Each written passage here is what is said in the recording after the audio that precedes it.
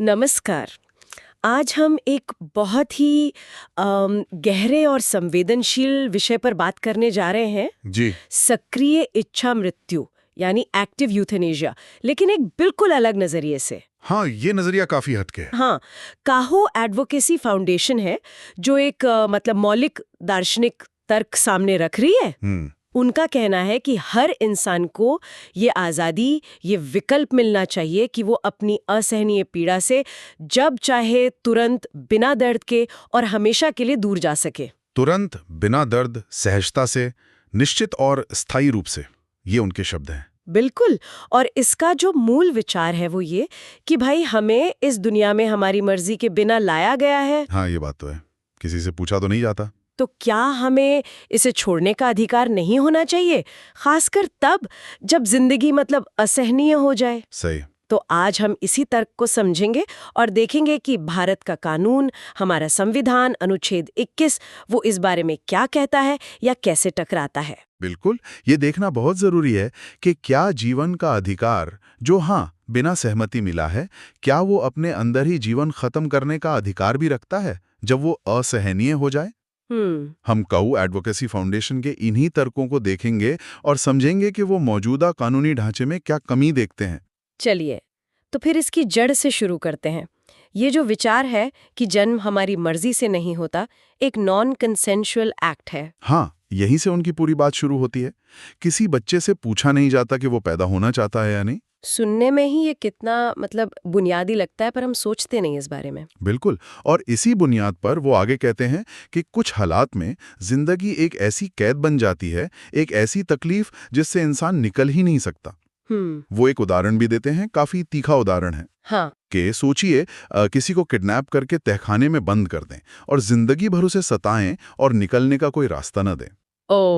उनका कहना है कि किसी को असहनीय पीड़ा में जीने के लिए मजबूर करना कुछ कुछ ऐसा ही है। बल्कि वो तो ये तक कहते हैं कि पीड़ा खत्म करने की क्षमता से वंचित करना एक तरह से जीवन भर के अपहरण, कैद, यातना जैसा है। तो इसी तर्क से वो अस्तित्व से बाहर निकलने का अधिकार यानी राइट टू एग्जिट की बात करते हैं। जी हाँ, बिल्कुल। वो इसे एक बुनियादी हक मानते हैं, आहरणीय अधिकार, इनएलिएनेबल राइट।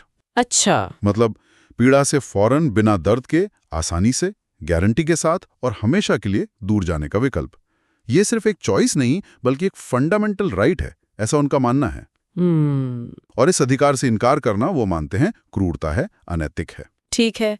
अब ये जो दार्शनिक तर्क है, ये हमारे भारतीय कानून से, खासकर अनुच्छेद 21 से कैसे जुड़ता है? अनुच्छेद 21 तो जीवन और व्यक्तिगत स्वतंत्रता की गारंटी देता है। हाँ, यहीं पर पेंच है। उनका तर्क ये है कि इस अधिकार की व्याख्या में ये बात भी शामिल होनी चाहिए कि किसी को ऐसी जिंदगी जीने पर मजबूर ना किया जाए जो उस पर बिना मर्जी थोपी गई हो, खासकर जब वो असहनीय हो। बिल्कुल, खासकर तब जब वो जिंदगी लगातार पीड़ा दे रही हो। तो मतलब जो मौजूदा कानूनी ढांचा है, जो एक्टिव यूथेनेशिया का आसान रास्ता नहीं देता, वो एक तरह से जन्म के उस बिना मर्जी वाले एक्ट को ही जारी रख रहा है। हाँ, आप ऐसा कह सकती हैं। फाउंडेशन इसी को अस्तित्वगत कैद कहता है, एग्जिस्टेंशियल इम्प्रिजनमेंट। अस्तित्वगत कैद, ये शब्द तो काफी भारी है। मतलब क्या हुआ इसका? हाँ, सुनने में लगता है, मतलब एक ऐसी स्थिति में फंसे होना जिसे आपने चुना नहीं और निकल भी नहीं सकते। बिल्कुल, चाह कर भी नहीं, भली वो कितनी भी तकलीफदेह क्यों ना हो। उनका तर्क है कि ये कैद व्यक्ति की शारीरिक स्वायत्ता, मतलब बॉडीली ऑटोनॉमी, अपने शरीर पर अपना अधिकार, हाँ, और व्यक्तिगत स्वतंत्रता, इन दोनों का उल्लंघन है। और ये दोनों हमारे मौलिक अधिकार हैं। वो कहते हैं कि जीवन के अधिकार का मतलब सिर्फ सांस लेते रहना नहीं होना चाहिए। अपने होने या ना होने की शर्तें तय करने का अधिकार भी इसमें शामिल होना चाहिए। इसके अलावा वो अनुच्छेद 14 की भी बात करते हैं, समानता का अधिकार। जी, उनका कहना है कि इच्छा मृत्यु के अधिकार को कुछ शर्तों से बांध देना, जैसे सिर्फ लाइलाज बीमारी वालों को ही इजाजत देना। हाँ, ये तो होता है अक्सर। ये उन लोगों के साथ भेदभाव है जिनकी पीड़ा शायद शारीरिक ना हो पर गहरी भावनात्मक या दार्शनिक हो। ये बराबरी के सिद्धांत के खिलाफ है। और अनुच्छेद 19(1)(a यानी बोलने की आज़ादी, उसे भी वो अपने अस्तित्व पर अंतिम फैसले से जोड़ते हैं। लेकिन जो हमारे क्रिमिनल लॉ हैं, आईपीसी की धाराएं, हत्या, गैर इरादतन हत्या, आत्महत्या के लिए उकसाना, वो तो आड़े आएंगी ना? बिल्कुल आएंगी। और इसीलिए याचिका में ये मांग है कि आईपीसी की धारा 302, 304 और 306 को रीड डाउन किया जाए। रीड डाउन मतलब अदालत इन कानूनों की व्याख्या को सीमित कर दे, ऐसा कर दे कि ये उन दयालु कामों पर लागू न हो जहां कोई व्यक्ति किसी दूसरे की साफ और लगातार गुजारिश पर उसे मरने में मदद करता है। अच्छा। तर्क यह है कि इन धाराओं को मर्जी से मांगी गई सहायता प्राप्त मृत्यु पर लागू करना अनुच्छेद 21 का उल्लंघन है, क्योंकि ये बिना मर्जी की पीड़ा को जबरदस्ती जारी रखता है। समझ गई। ये तो हुए कानूनी पहलू, पर अगर मान लें इसे कानूनी मान्यता मिल जाए तो ये असल में काम कैसे करेगा? क्या प्रक्रिया होगी? देखिए, फाउंडेशन का प्रस्ताव है कि विशेष केंद्र बनाए जाएं। केंद्र? हाँ, स्पेशल सेंटर्स, जहां प्रशिक्षित डॉक्टर हों जिन्हें इच्छा मृत्यु की दवा देने की ट्रेनिंग और विशेषज्ञता हो। और कौन जा सकेगा इन केंद्रों में? कोई भी व्यक्ति जो लगातार और जोरदार तरीके से ये इच्छा जाहिर करता है कि वो इस दुनिया से जाना चाहता है। योग्यता क्या होगी? क्या ये पारंपरिक इच्छा मृत्यु जैसा होगा, मतलब लाइलाज बीमारी या बहुत ज्यादा दर्द? नहीं, यहीं पर ये अलग है, काफी अलग है। अच्छा। इनके प्रस्ताव के मुताबिक मुख्य आधार व्यक्ति की लगातार और दर्ज की गई इच्छा होगी, परसिस्टेंट एंड डॉक्यूमेंटेड डिजायर। और ये इच्छा इस दार्शनिक तर्क पर आधारित होगी कि भाई, मेरा अस्तित्व मेरी मर्जी से शुरू नहीं हुआ और मैं इसे अब जारी नहीं रखना चाहती। तो मतलब टर्मिनल बीमारी या असहनीय शारीरिक दर्द जैसी शर्तें जरूरी नहीं होंगी? हाँ, वो या तो गौण होंगी या शायद अप्रासंगिक भी। जोर व्यक्ति की अपनी महसूस की गई अस्तित्वगत पीड़ा पर होगा, वो शारीरिक हो, भावनात्मक हो या दार्शनिक। लेकिन फिर ये कैसे सुनिश्चित करेंगे कि फैसला किसी दबाव में या क्षणिक परेशानी में नहीं लिया गया? हाँ, ये बहुत महत्वपूर्ण सवाल है। इसके लिए कड़े मनोवैज्ञानिक मूल्यांकन का प्रस्ताव है। अच्छा।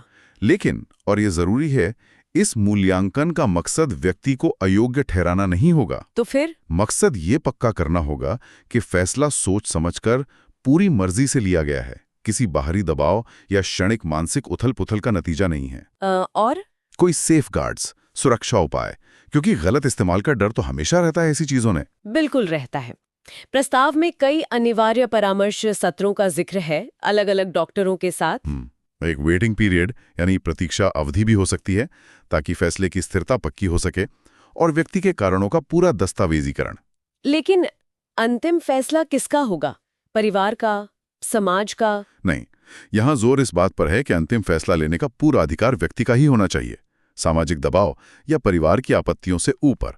अच्छा। हालांकि यहां एक और बात ध्यान देने वाली है।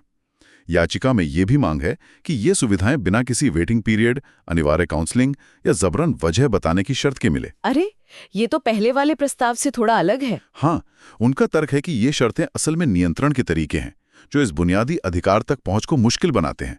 वो चाहते हैं कि प्रक्रिया सीधी हो और नींद में शांति से मरने जैसे विकल्प भी हों। ये तो काफी रैडिकल विचार है। जाहिर है इस पर आपत्तियां भी बहुत होंगी। हाँ, बिल्कुल। सबसे पहली और आम आपत्ति है जीवन की पवित्रता की, सैंक्टिटी ऑफ लाइफ। कि जीवन ईश्वर का दिया है, इसे लेने का हक इंसान को नहीं। जी। काहू एडवोकेसी फाउंडेशन इसका जवाब ये कहकर देता है कि किसी को उसकी मर्जी के बिना असहनीय पीड़ा में जीने के लिए मजबूर करना उसकी अपनी आज़ादी, उसकी स्वायत्तता का कहीं बड़ा उल्लंघन है। उनका तर्क है कि जीवन की पवित्रता में आत्मनिर्णय यानी खुद फैसला करने का अधिकार भी शामिल होना चाहिए, खासकर जब जिंदगी बोझ बन जाए।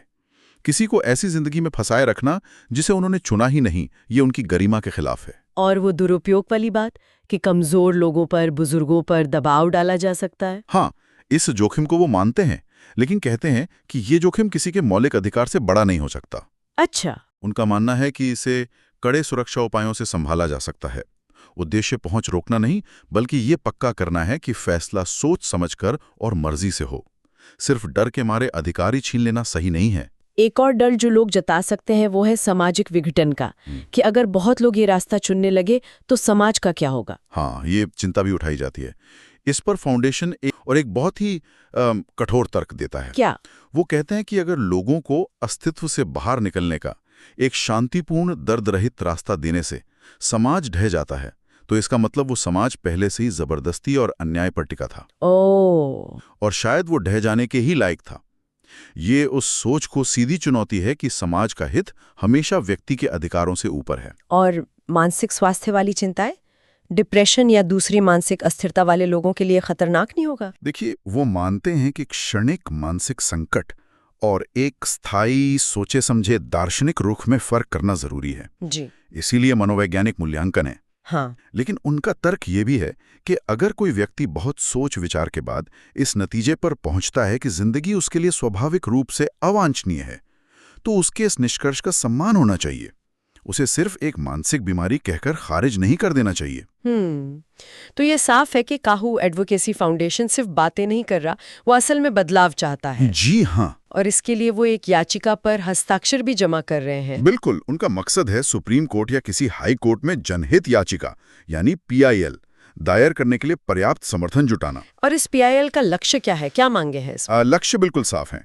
पहला, अदालत ये घोषित करे कि अनुच्छेद 21 में हर सक्षम वयस्क को वॉलंटरी एक्टिव यूथनेसिया या फिजिशियन असिस्टेड सुसाइड चुनने का मौलिक अधिकार है। हाँ, पेस मतलब जिसमें डॉक्टर मदद करते हैं लेकिन प्रक्रिया व्यक्ति खुद करता है। हाँ, डॉक्टर साधन मुहैया कराते हैं, जबकि एक्टिव यूथनेसिया में डॉक्टर सीधे प्रक्रिया करते हैं। दूसरा, याचिका चाहती है कि अदालत कहे कि ऐसी पहुंच से इनकार करना अनुच्छेद 14 और 21 का उल्लंघन है। तीसरा, IPC की धाराएं 302, 304, 306 इनकी व्याख्या को इच्छा मृत्यु के संदर्भ में सीमित किया जाए ताकि दयालु सहायता अपराध न रहे। और चौथा, सरकार को निर्देश दिया जाए कि वो सुलभ, बिना ज्यादा रोक टोक वाली सुविधाएं बनाएं। ऐसी सुविधाएं जो तत्काल, दर्द रहित, गारंटीकृत और सम्मानजनक तरीके दे, जिसमें नींद में शांति से मरने का विकल्प भी हो। याचिका में एक आंकड़ा भी है जो काफी चौंकाने वाला है कि भारत में रोज लगभग 450 से 500 लोग आत्महत्या करते हैं। जी, ये बहुत बड़ी संख्या है। और अक्सर तरीके बहुत हिंसक होते हैं। फांसी, जहर, आग लगाना, डूबना, शायद इसलिए कि शांतिपूर्ण विकल्प उपलब्ध नहीं है। याचिका इसी मानवीय और सम्मानजनक विकल्प की वकालत करती है उन लोगों के लिए जो असहनीय पीड़ा से गुजर रहे हैं, चाहे वो शारीरिक हो, भावनात्मक हो या अस्तित्व से जुड़ी हो। तो आज हमने वाकई एक बहुत ही बुनियादी और शायद कुछ लोगों के लिए असहज करने वाले तर्क को समझा। काहू एडवोकेसी फाउंडेशन का ये विचार कि क्योंकि हमारा अस्तित्व हमारी मर्जी से शुरू नहीं हुआ, इसलिए असहनीय पीड़ा से मुक्ति पाने का अधिकार एक बुनियादी मानवाधिकार होना चाहिए। हाँ। और इसे भारतीय संविधान के तहत मान्यता मिलनी चाहिए। ये सिर्फ मेडिकल इशू नहीं है, ये जिंदगी, आज़ादी और आत्मनिर्णय के गहरे सवाल है। बिल्कुल। और ये कानूनी और दार्शनिक बहस से भी आगे एक सवाल खड़ा करता है। क्या? कि एक समाज के तौर पर हमारे लिए इसका क्या मतलब है जब हम इस विचार का सामना करते हैं कि अस्तित्व खुद कुछ लोगों के लिए एक थोपी हुई स्थिति हो सकती है। और अगर हम इसे सच मानते हैं, कम से कम कुछ लोगों के लिए, तो इससे समाज पर और हम पर क्या नैतिक जिम्मेदारियां आती हैं? ये सोचने वाली बात है। यकीनन ये सोचने के लिए एक बहुत महत्वपूर्ण बिंदु है।